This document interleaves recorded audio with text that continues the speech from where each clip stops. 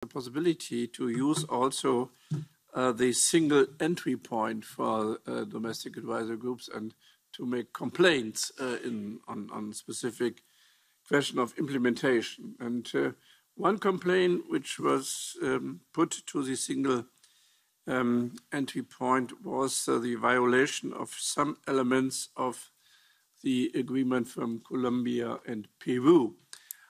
Some articles fixed in this agreement. I remember quite well because I was a rapporteur a long time ago about this agreement and discussing also a roadmap for the implementation of this agreement. It seems that not all the milestones of this roadmap are really accepted and established by the Colombian and Peruvian side. And Mr. Ben van Peperstraete from the Dutch National Confederation of Christian Trade Union will give us a hint about this complaint. Thank you very much, Mr. Chair. So indeed, my name is Ben van Peperstraete and I work with CNV, Dutch Christian Trade Union.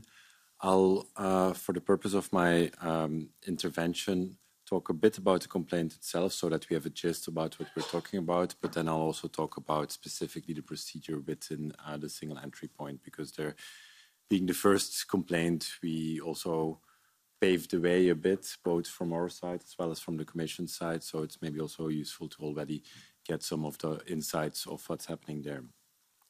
But the complaint itself, as already been presented, is on a failure to implement part of the sustainability sections of the free trade agreement with the Andean countries, specifically by Peru and Colombia.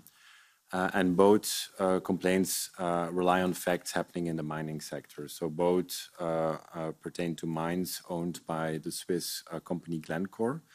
And in both mining constellations, although there are slight differences, we see that outsourcing of workers is the rule rather than the exception. So roughly 1/3 of the employees are directly employed by the company and 2/3 are being outsourced. And when I speak outsourced, it's not a sort of functional outsourcing as in the cleaners are being outsourced or the lunch or the catering is outsourced and the rest of the workers are the core workers, but it's really the core functions, namely the miners itself being outsourced. And that, in our opinion, is deeply problematic, not in se, but in its consequences, because outsourced workers, as we see by our own data as well as data by the respective governments, tend to earn less, and I'm speaking about up to 1/3 less, and also there's much more prone to accidents. So just to give a salient example, in Peru, we see that in the mining companies itself, we have roughly an average of 18.2 fatal accidents in the mining companies itself. But when we look at the contractors, the agencies, we have on average 31.6 fatal accidents. So that's almost a double.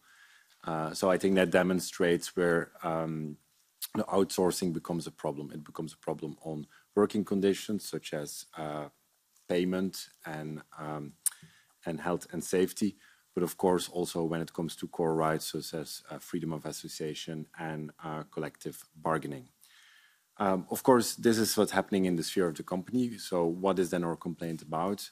We do say that because of this situation persisting, and I think you've already alluded to that, this is a situation that already existed for quite some time. So even before the free trade agreement entered into force, for example, this parliament had already raised those exact same issues. We also have similar recommendations in the US and Canadian free trade agreements. There's been recommendations specifically on Colombia by the OECD committee, and also the ILO supervisory mechanism has already highlighted these issues. But we see these issues persist. And so at that moment in time, we can also come to where the respective governments and states failed to implement, both in terms of legislative framework, so there's a violation through legislation, as well as a violation or an alleged violation through implementation. So that's in essence what we think is the breach. Then when we come to the remedy, what do our partners or the unions that we work with in the specific context want?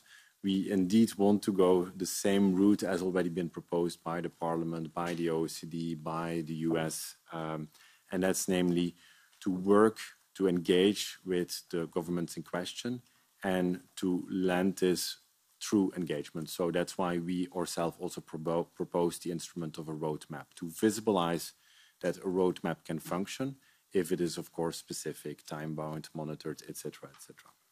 So that's, in essence, the complaint itself.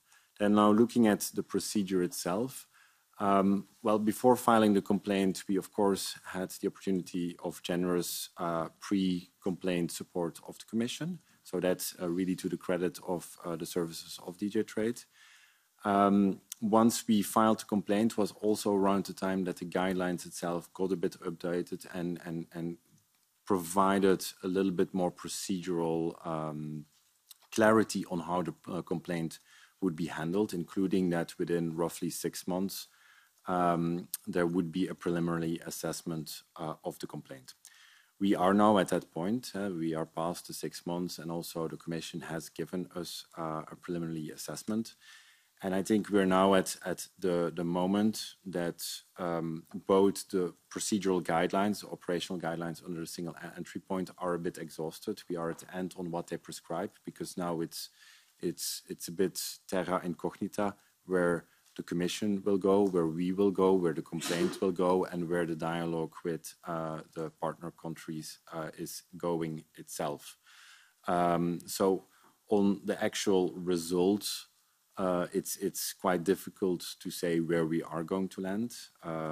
That's clear itself. On then where we are with the Commission itself, the Commission seems to largely agree with our assessment. We disagree on some elements, and that's maybe some food for discussion with the Commission itself.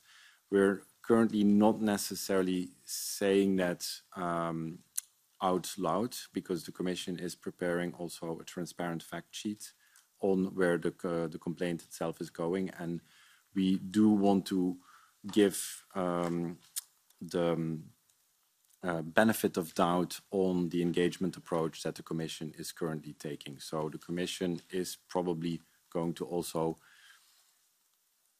disclose its roadmap moving forward to us, the complainants, as well as the Parliament, the other institutions, and so forth. So we are at the level of the preliminary assessment, and now the question is indeed where we're going. We can't say that ourselves. We have our idea. We hope that the roadmap will be taken up by the Commission and the trading partners, but yeah, that's looking in the future. So thank you very much.